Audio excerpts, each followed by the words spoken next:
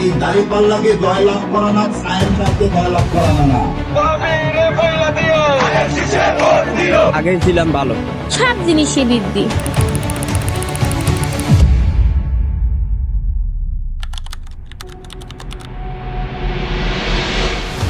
আজ আমরা এমন একটি সময়ে দাঁড়িয়ে আছি যা আমাদের দেশের ইতিহাসে আগে কখনো আসেনি। আমাদের ক্যালেন্ডারে একটি তারিখ গোল দিয়ে রাখা হয়েছে, 12ই ফেব্রুয়ারি 2026, ত্রয়োদশ জাতীয় সংসদ নির্বাচন।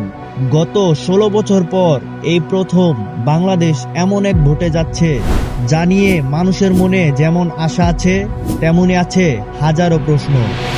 আজকের এই ভিডিওতে আমরা সহজ করে বোঝার চেষ্টা করব আসলে কি ঘটতে যাচ্ছে আমাদের এই দেশে, কেন এই নির্বাচন অন্য সব নির্বাচনের চেয়ে সম্পূর্ণ আলাদা।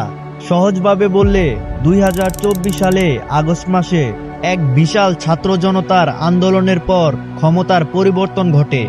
দীর্ঘদিনের চেনা রাজনৈতিক পরিবেশ রাতারাতি বদলে যায়। এরপর দায়িত্ব নেয় অন্তর্বর্তীকালীন সরকার। তাদের প্রধান কাজ ছিল নষ্ট হয়ে যাওয়া সিস্টেমগুলোকে মেরামত করা, পুলিশ প্রশাসন আর নির্বাচন কমিশনকে নতুন করে সাজানো। পত্রিকাগুলোর দিকে তাকালে আমরা দেখি গত 1.5 বছর ধরে শুধু একটি দাবি ছিল, কবে হবে ভোট। অবশেষে সেই সময় ঘনিয়ে এসেছে।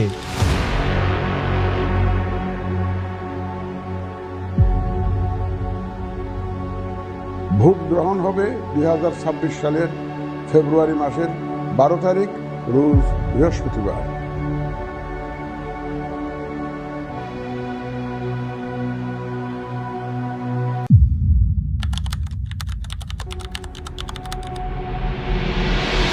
আগের নির্বাচনগুলোতে মানুষের সবচেয়ে বড় অভিযোগ ছিল ভোট দিতে না পারা। এবার সেই অবস্থার জায়গাটা ফেরাতে গঠন করা হয়েছে নতুন নির্বাচন কমিশন। পত্রিকা মারফতে আমরা জানতে পেরেছি এবার কোনো সার্চ কমিটির আড়ালে দলীয় লোক বসানো হয়নি, বরং স্বচ্ছ প্রক্রিয়ায় কমিটি গঠন করা হয়েছে। এবারের বড় পরিবর্তন হলো ভোটারের তালিকা হালনাগাদ করা। প্রায় 1,20 লাখেরও বেশি নতুন তরুণ ভোটার এবার তালিকাযুক্ত করা হয়েছে, যারা জীবনে প্রথমবার ভোট দেবেন। এই তরুণদের রায়ই নির্ধারণ করে দেবে আগামীর বাংলাদেশ।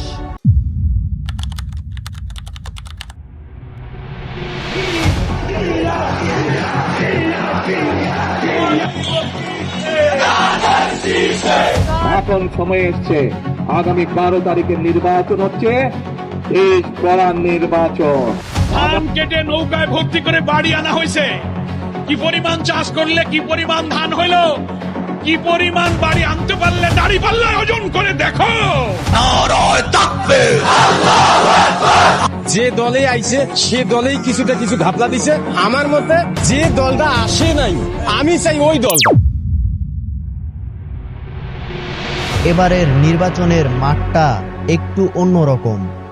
গত 1.5 দশক কোণঠাসা হয়ে থাকা বিএনপি এখন সবচেয়ে বড় শক্তি হিসেবে মাঠে আছে। দলটির ভারপ্রাপ্ত চেয়ারম্যান তারেক রহমান বারবার বলছেন, মানুষের ভোটাধিকার নিশ্চিত করাই তাদের প্রধান লক্ষ্য। অন্যদিকে জামায়াত ইসলামীও বেশ সক্রিয়। তবে সবচেয়ে বড় চমক হলো ছাত্র আন্দোলনের পর তৈরি হওয়া নতুন কিছু রাজনৈতিক প্ল্যাটফর্ম। সাধারণ মানুষ ভাবতেছে তারা কি পুরনো দলগুলোকেই বেছে নেবে নাকি নতুন চেহারার ওপর ভরসা করবে।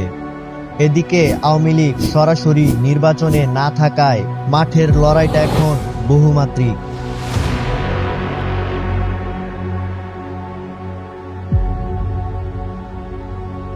সবজির দাম বাড়তে ভাই। আগে ছিলাম ভালো। সব জিনিসে বৃদ্ধি। আমরা কেমনে চলতে পারবো, ভালো মন্দ কিছু কিনে খেতে পারি না।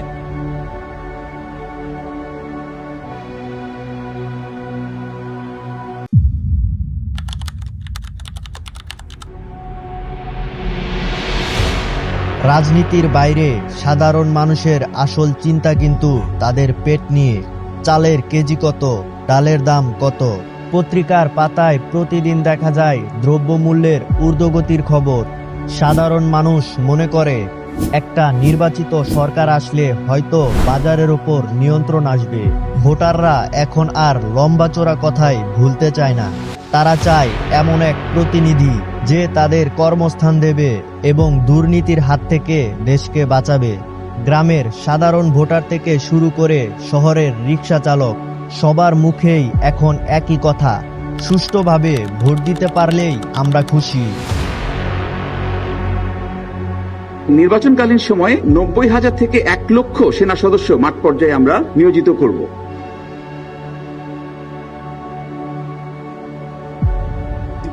আমি দেখতেছি ইনশাল্লাহ ভালো আছে।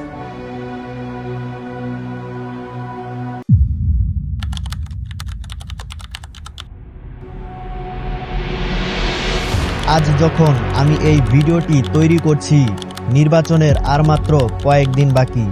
সারা দেশে সেনাবাহিনী মোতায়েন করা হয়েছে যেন কোনো অশান্তি না হয়। আন্তর্জাতিক পর্যবেক্ষকরাও বাংলাদেশে চলে এসেছে।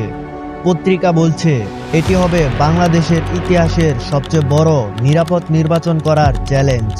সরকার এবং নির্বাচন কমিশন বারবার আশ্বাস দিচ্ছে এবার আর রাতে ভোট হবে না, দিনের ভোট দিনেই হবে।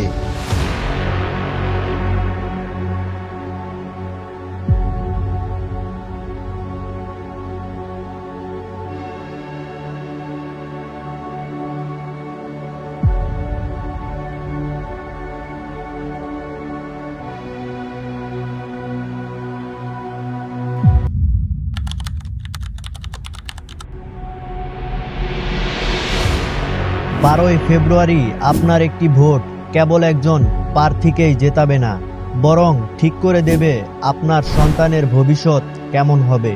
মনে রাখবেন, গণতন্ত্র মানে শুধু ভোট দেওয়া নয়, গণতন্ত্র মানে জবাবদিহিতা। আমরা কি পারবো এমন এক সংসদ গড়তে যেখানে মানুষের কথা বলা হবে? এই প্রশ্নের উত্তর আমাদের হাতেই।